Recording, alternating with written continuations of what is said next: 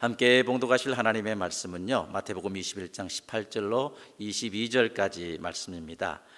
이른 아침에 성으로 들어오실 때에 시장하신지라 길가에 한 무화과 나무를 보시고 그리로 가사 잎사귀 밖에 아무것도 찾지 못하시고 나무에게 이르시되 이제부터 영원토록 내가 열매를 맺지 못하리라 하시니 무화과 나무가 곧 마른지라. 제자들이 보고 이상히 여겨 이르되 무화과 나무가 어찌하여 곧 말랐나이까? 예수께서 대답하여 이르시되 내가 진실로 너희에게 이르노니 만일 너희가 믿음이 있고 의심하지 아니하면 이 무화과 나무에게 된 이런 일만 할 뿐 아니라 이 산더러 들려 바다에 던져지라 하여도 될 것이요 너희가 기도할 때에 무엇이든지 믿고 구하는 것은 다 받으리라 하시니라. 아멘. 아담과 하와가 범죄한 후에요, 그들은 자신들의 그 치부를 가리기 위해서 무화과 나뭇잎을 이용해서 치마를 엮어 만들어 가린 것을 볼 수가 있습니다. 이에 그들의 눈이 밝아져서 자기들이 벗은 줄 알고 무화과 나무 잎을 엮어 치마로 삼았더라라고 창세기 3장 7절에서 이렇게 말씀하고 있습니다. 그래서인지 범죄한 사람들의 후손들은 그 잎의 무성함을 좋아하는 것이 일반적인 현상인 것 같습니다. 자신의 치부가 보이려고 하면, 그리고 그 치부를 가리고 더 나은 자신을 이렇게 만들기 위해서 무화과 나뭇잎을 주렁주렁 매달아 놓으려고 하는 것이 바로 사람의 심리임을 우리는 알 수가 있습니다. 현재에 자족하지 못하고요, 더 많은 것으로 자신의 그 부족함을 채우려고 발버둥 치는 것이 바로 사람이라고 할 수가 있습니다. 여러분은 한국의 그 정덕희 교수라는 그분을 알고 계십니까? 혹시 기억하십니까? 오랜 시간이 지났습니다만은요, 정덕희 씨는 그 한국의 그 외환 위기였던 1997년 당시에 그 행복 웃음 전도사로 자기 이름을 알리기 시작했습니다. 그러나 그녀는요, 우리 내리 속에 남은 게 뭐예요? 허위 학력의 대명사로 지금도 우리 기억 속에 남아있는 것이 사실입니다. 정 씨는 그때만 하더라도 행복학 강의를 1000번 넘게 한 것으로 알려졌습니다. 그때 당시에 그녀의 학력과 경력은요, 방송통신대 졸업, 동국대학교 교육대학원 졸업 석사죠, 경인여대 교수로 소개되었고요. 이러한 정 씨의 그 화려한 이력은 모든 여성들에게 부러움이 대상이 되었던 것이 사실입니다. 그런데 언론 매체인 그 시사저널 있잖아요. 시사저널이 이 정 씨의 그 학력을 조사해 보았는데 그 결과 모두가 가짜다라고 사회적인 파장을 너무나 크게 던졌던 그러한 일이 있었습니다. 정 씨의 최종 학력은 예산여고 졸업이고요, 학력에 기재된 그 방통대는 방송통신대는 다닌 적이 없었고요, 또 동국대학교 대학원 석사과정도 졸업이 사실이 아니고 수료과정, 연구과정을 수료하는 것이 전부였다. 그리고 경인여대 교수를 지낸 적도 없고 단지 경인여대 측이 확인해 본 결과 시간 강사로 잠깐 강의했을 뿐이다, 이런 어떤 그 조회의 결론이 나왔습니다.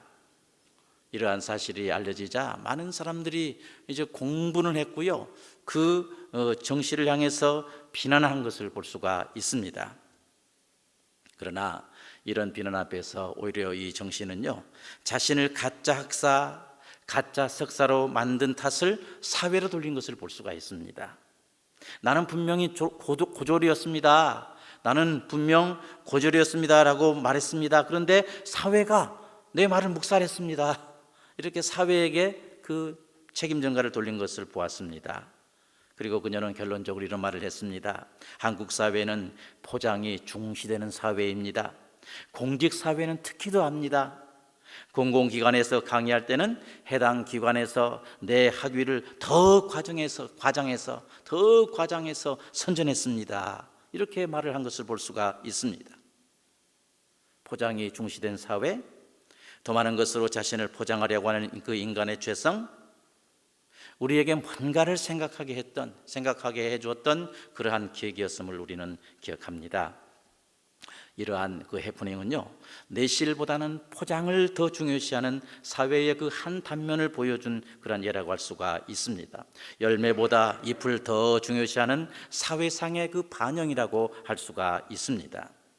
지금 우리 주위에도 보면요, 많은 사람들이 이 세상을 살아가면서 돈으로 자기 자신을 치장하기 위해서 열심히 일하고 열심히 돈을 모읍니다. 명예로 자신을 치장하기 위해서 열심히 공부해서 학위를 몇 개를 막 가지고 취득한 사람도 있습니다. 또한 이제 남에게 명령하기 위해서 권력의 그 혈안이 되어서요, 이리 붙고요 저리 붙고 하는 사람들이 얼마나 우리 주위에 많습니까? 그런데 이와 같은 삶의 단면은요, 신앙생활의 영역에서도 얼마든지 찾아볼 수 있다는 것, 이것이 우리를 불행하게 합니다. 신앙의 생활 영역에서 이러한 모습은 얼마든지 찾아볼 수가 있습니다. 특히 오늘 보면 이 무화과 나무의 비유는요, 앞에 나왔던 그 대제사장들과 서기관들을 염두에서 하신 예수님의 말씀이라고 할 수가 있습니다. 입만무성한 나무와 같은 이 제사장과 율법주의자들은 자신들의 그 권위와 또한 부를 이렇게 쟁취하기 위해서 거룩한 하나님의 성전까지 철저히 이용했던 그러한 사람이었습니다. 켈빈에 의하면 성전에서 물건 파는 행위는 제사장들에 의해서 도입되었다라고 그렇게 말을 하고 있습니다. 성전 이 상인들은요, 성전의 그 이방인의 뜰에 있잖아요. 이방인의 뜰에서 장사할 수 있는 그 장소를 얻기 위해서 막대한 이 자금을 금액을 이 제사장들에게 지불했습니다. 그리고 이 돈의 일부는 최종적으로 제사장 그 가야바와 안나스의 그 돈궤에 들어갔을 것이라고 말하는 사람들이 많습니다. 이를 통해서 볼 때요, 제사장을 비롯한 유대의 그 율법주의자들의 그 하나님을 향한 경배가 얼마나 썩은 것인가, 이것을 우리가 알 수가 있습니다. 이는 한마디로 묵인할 수 없는 신성 모독이었다라고 이렇게 주석가들은 말하고 있습니다. 이처럼 그 대제사장들과 서기관들은 권력을 얻기 위해서 때로는 그 로마와도 결탁을 하고요, 또 갖은 이권을 동원해서 자신의 그 부와 지위를 쌓아 나갔던 것입니다. 그뿐 아니라 이 대제사장들과 서기관들은요, 예수님을 어떻게 하든지 죽이려고 했습니다. 같은 평행절이니 마가복음 11장 18절 상반절에 보면 제사장들과 서기관들이 듣고 예수를 어떻게 멸할까 하고 꾀하니라고 이렇게 말씀하고 있습니다. 예수님을 어떻게 멸할까? 예수님을 어떻게 죽일까? 이렇게 지금 꾀하고 있다 그 말입니다. 이런 저들의 행위에 대해서 예수님은 이렇게 말씀하셨습니다. 마태복음 23장 5절 7절에 보면 저희 모든 행위를 사람에게 보이고자 하여 하나니 곧 그 차는 경문을 넓게 하며 옷수를 크게 하고 잔치의 상석과 회당의 상자와 시장에서 문안받는 것과 사람에게 랍비라 칭함받는 것을 좋아하느니라 라고 우리 예수님은 이 서기관과 대제사장들의 이 상황을 이렇게 표현하고 계십니다. 이러한 대제사장과 서기관들은요, 이러한 삶은 범죄한 아담과 하와가 무화과 나뭇잎으로 치마를 엮어 일부 입은 그러한 삶과 비슷하다고 할 수가 있습니다. 무화과 잎으로 자신의 권위와 풍성을 포장하려는 그러한 삶과 같다 그 말입니다. 내면을 하나님의 말씀으로 채우는 삶과는 전혀 상관이 없는, 내면이야 썩어 골마가든 상관은 하지 아니하고 외부적인 화려함과 외적인 어떠한 권위만을 위해서 살아가는 그러한 삶을 우리는 알 수가 있습니다. 그렇다면 이와 같이 겉을 중요시하고 내면의 진실함을 버린 삶의 결과는 과연 영원할까요? 외면의 그 풍성함, 외면을 포장하는 삶의 결과가 과연 영원할 수가 있을까요? 우리 본문 19절 말씀 우리 한번 같이 한번 읽어보실까요? 19절 말씀 같이 한번 읽어보십시다. 길가에서 한 무화과 나무를 보시고 그리로 가사 잎사귀밖에 아무것도 찾지 못하시고 나무에게 이르시되 이제부터 영원토록 내가 열매를 맺지 못하리라 하시니 무화과 나무가 곧 마른지라. 아멘. 예수님은 이제 열매를 맺지 못하고 잎만 무성한 그 무화과 나무를 향해서 이제부터 영원토록 내가 열매를 맺지 못하리라 라고 이렇게 말씀하셨는데, 그 말씀이 떨어지자마자 그 무화과 나무는 곧 말라버렸다. 곧 말라버렸다 이렇게 말씀하고 계십니다. 이 무화과 나무의 비유는요, 열매보다는 겉의 무성함을 추구하는 대제사장들과 서기관들에 대한 경고라고 할 수 있는데, 이처럼 겉을 중요시하고 내면의 진실함을 버리는 삶의 결과는 곧 말라버릴 수밖에 없다는 사실, 이 사실을 여러분 기억하시기를 바랍니다.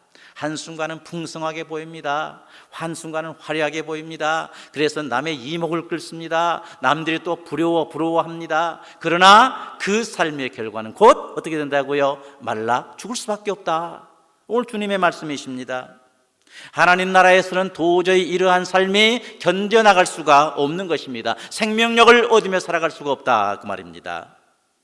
성경에 나오는 이 나무를 주로 살펴보면요, 포도나무, 또 감람나무, 무화과나무 이렇게 등으로 이렇게 찾을 수가 있는데, 일반적으로 나무를 이렇게 구별하면은요, 유실수가 있고요, 관상수가 있고요, 적용수가 있다라고 이렇게 분류를 합니다. 그 중에서도 이 무화과나무는 뭐예요? 또 포도나무, 감람나무는 뭐예요? 한마디로 말해서 유실수입니다. 열매를 얻기 위해서 심은 나무다, 그 말입니다. 그런데 이런 유실수가 열매를 맺지 못한다, 이건 무슨 의미합니까? 존재 의미를 상실해버린 그러한 상황이라고 할 수가 있습니다. 그렇다면 열매를 얻기 위해서 이 심겨진 무화과나무가 잎만 무성하고 과실이 없다면 이는 무화과나무의 존재 의미를 상실했다는 말과 같습니다. 특히 무화과나무는 잎과 함께요, 잎과 함께 열매가 같이 열린다고 합니다. 다른 어떤 과실수도 유실수도 마찬가지만은요, 특별히 이 무화과나무는 잎과 함께 가실도 함께 이렇게 열린다고 합니다. 그리고 1년에 2번 6월달, 9월달 혹은 3번, 6월달, 8월달, 12월달 이렇게 3번 정도 딴다, 2번 내지는 3번 이렇게 열매를 거둔다라고 이렇게 할 수 있다고 합니다. 그렇다면은요, 오늘 본문에 나오는 이 무화과 나무의 잎이 무성했다는 것은요, 어떠한 상황에서도 어떠한 측면에서 봐도 과실은 열매는 있다, 이것을 전제하는 말입니다. 왜요? 함께 열리기 때문에, 잎과 함께 과실도 함께 열리기 때문에 그렇습니다. 잎이 무성했다는 것은 당연히 열매도 있다라는 그런 의미가 됩니다. 지금 이른 아침에 베다니에서 예루살렘 성으로 들어오신 예수님은 시장한 상태였습니다. 시장하신 예수님께서 그 시장길을 달리기 위해서 열매를 구했는데, 잎만 무성한 그 무화과나무는 그 열매를 원하시는 예수님의 요구에 절대 부응하지를 못했습니다. 물론 마가복음 11장 13절에 보니까 그랬어요. 이는 무화과의 때가 아니니라고 이렇게 보고하고 있는데요, 그렇기 때문에 열매가 없을 수는 있습니다. 그러나 잎이 있다는 것은요, 앞에 전제했듯이 잎이 있다는 것은 열매가 당연히 있다는 것입니다. 함께 잎이 맺히고 열매가 열리기 때문에 그렇습니다. 비록 완전히 익진 않았지만 어쨌든 잎이 있다, 이 말은 무성하다, 이 말은 열매가 있다는 말입니다. 이런 이유로 볼 때 이 무화과 나무는 그 어떤 상황으로도 변명할 수 없는 그러한 상황임을 알 수가 있습니다. 물론 나무가 말하겠습니까? 만약에 말한다면, 주님, 나는 아직 때가 아니에요, 때가 아닌 나에게 무슨 열매를 구하십니까? 이렇게 말할 수 있지만, 그러나 잎이 무성했다는 것은 반드시 열매가 있다 라는 이러한 사실로 미뤄볼 때 이 무화과 나무는 어떤 상황에서도 열매 없음에 대한 자기 변명을 할 수가 없는 것입니다. 이런 잎만 무성하고 열매 없는 무화과 나무를 향해서 예수님은 저주하셨습니다. 그 결과 곧 말라버렸다고 성경은 말씀하고 있습니다. 아무리 회개의 말씀을 선포해도 귀 기울이지 않고 형식과 껍데기만 무성하게 나면 남은 그 형식적 예배와 열매 없는 그러한 삶을 지속한다면 무화과 나무처럼 곧 말라버린 그러한 심판을 받을 것이라는 그러한 의미입니다. 신앙에 내실 없이 겉의 화려함을 포장하려는 그 신앙의 결과는 결국 말라 비틀어질 수밖에 없습니다. 그렇다면 여러분, 우리는 잎의 무성함을 추구함과 동시에 열매 맺는 그러한 신앙을 추구해야 될 줄을 믿습니다. 외형적으로 신앙의 경건 필요합니다. 동시에 내면도 경건으로 차곡차곡 채워져 있는 이러한 내면적인 신앙을 동시에 추구해야 될 줄을 믿습니다. 겉을 많은 신앙의 이력으로 포장하기보다는 정녕 예수님께서 찾으시면 곧바로 내어놓을 수 있는 열매로 신앙을 승부해야 될 줄을 믿습니다. 겉으로는 경건을 자랑하면서도 실제로는 아무 신앙의 열매를 맺지 못하는 이율배반적인 신앙의 태도를 철저히 우리는 경계해야 될 줄을 믿습니다. 오늘 본문에 나오는 이 무화과 열매는요, 오늘 본문의 그 말씀을 통해서 같이 이렇게 해석해 본다면 구체적으로 믿음과 기도의 열매임을 우리는 알 수가 있습니다. 본문 21절 22절 한번 보십시오. 예수께서 대답하여 이르시되 내가 진실로 너희에게 이르노니 만일 너희가 믿음이 있고 의심하지 아니하면 이 무화과 나무에게 된 이런 일만 할 뿐 아니라 이 산 너로 들려 바다에 던지라 하여도 될 것이요 너희가 기도할 때에 무엇이든지 믿고 구하는 것은 다 받으리라 하시니라 라고 이렇게 말씀을 하셨습니다. 무화과 열매는 구체적으로 뭐라고요? 믿음의 열매요, 기도의 열매임을 믿습니다. 이 열매가 신앙생활의 가운데 항상 맺혀져 있어야 한다고 그러한 의미입니다. 믿음은 뭐예요?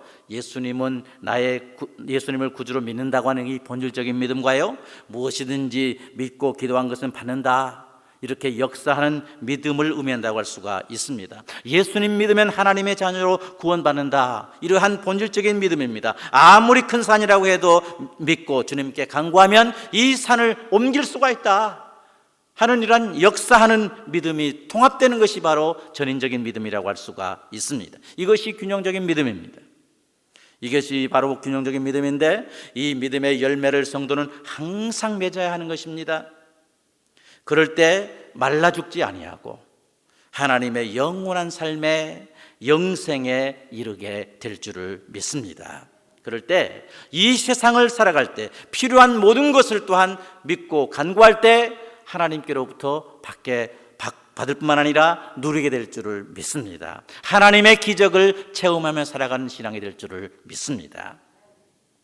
어떤 교회에서 신방을 갔는데요, 병원에 이제 이렇게 신방을 갔는데 목사님께서 입원해 있는 그 성도님을 위해서 간절히 이렇게 기도를 했습니다. 하나님, 이 병 낫기를 위해서 기도하는데 이 성도의 병을 낫게 해주세요. 이렇게 간절히 기도할 때요, 그 신방대원 중에 유독 옆에 있는 어떤 집사님이 아멘, 아멘, 아멘 크게 막 이렇게 유별나게 크게 아멘하는 그 여자 성도님이 있었다고 합니다.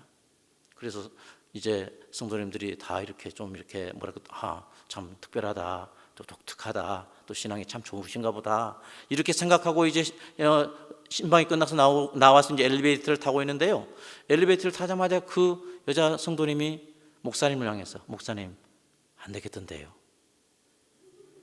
죽겠던데요, 그렇게 말을 했다고 합니다. 입술로만 믿을 거 아니고 실제로 믿는 것 중요합니다. 사랑하는 여러분, 오늘도 우리는 주님의 말씀을 들었습니다. 우리 예수님께서는 어떤 이유로든 우리에게 열매를 찾으십니다. 앞에서 보면 예수님께서는 나귀를 찾으셨는데요, 이 예수님께서는 무화과 열매도 찾으시는데 주께서 찾으신다 하시면 어떻게 해요? 예, 주님께서 찾으신 열매 여기 있습니다 라고 주님께 내밀 수 있는, 어떤 상황에서도 내밀 수 있는 우리의 믿음 되기를 위해서 간절히 투쟁하는 우리 모두 되시기를 바랍니다. 그때 맞는 열매를 드리십시다. 연약하면 연약한 그 상황에서 맺는 그 열매 주님께 드리시면 됩니다. 강하면 강할 때 열매 맺는 그러한 열매를 예수님께 드리면 됩니다. 물론 살면서 나도 주님께서 원하시는 그 열매를 드려야지, 이런 어떤 간절한 마음 때문에 이제 결단을 했는데요, 작심삼일이라고요, 3일도 못해서 그 결심이 없어져 버렸습니다. 헛짓하고 있습니다. 이런 내 자신을 바라볼 때 나는 왜 이럴까? 나는 왜 이 정도 맛이나밖에 안 될까? 그래서 좌절하고 낙심하고 더 이상 주님 앞에 어떤 결단을 하기를 머뭇거리는 그런 상황에 빠질 때가 있습니다. 그래도요, 그렇다고 해도 우리 주님께서 기뻐하시는 열매를 맺을 때까지 낙심하지 말고요, 좌절하지 말고요, 주님 능력 의지해서 끊임없이 열매 맺기를 위해서 주님께 의지하고 주님께 간구하며 살아갈 수 있는 우리 모두 되시기를 바랍니다. 우리가 믿고 간구하면 어떻게 해요? 큰 산도 옮겨버린다고. 우리가 믿고 구하기만 하면 모든 것을 다 받는다고 우리 주님 말씀하셨지 않습니까? 이 말씀 꼭 보여잡고 우리 주님께서 원하시는 열매, 우리 주님께서 또 열매를 원하실 때마다 끊임없이 드릴 수 있기를 소망하면서 신앙의 경주를 계속해 나아갈 수 있는 우리 모두가 되시기를 간절히 소원하십니다. 우리 주님은 지금도 안타까워하십니다. 누가복음 18절 하반절에 보니까요, 그러나 인자가 올 때에 세상에서 믿음을 보겠느냐 이렇게 하셨습니다. 그리고 마태복음 7장 20절에서는 뭐라고 그랬어요? 그러므로 그의 열매로 그들을 알리라 라고 우리 주님 말씀하셨습니다. 끝까지 주님 오실 때까지 신앙 버리지 아니하고요, 그 나의 신앙을 증명하는 그 믿음의 열매 맺기 위해서 끊임없이 투쟁할 수 있는 우리 모두 되시기를 간절히 소원합니다. 오늘도 우리는 이처럼 결단하는 삶을 살아야 되는데, 우리를 능하게 하신 그 성령님의 도우심으로 삶 속에서 항상 믿음의 열매를 주님께 날마다 드림으로 주님의 보호하심 가운데 정말 영생을 얻을 뿐만 아니라 또 주님을 기쁘시게 할 뿐만 아니라 하나님께 영광 돌리는 오늘 하루가 될 수 있기를 주님의 이름으로 축원합니다.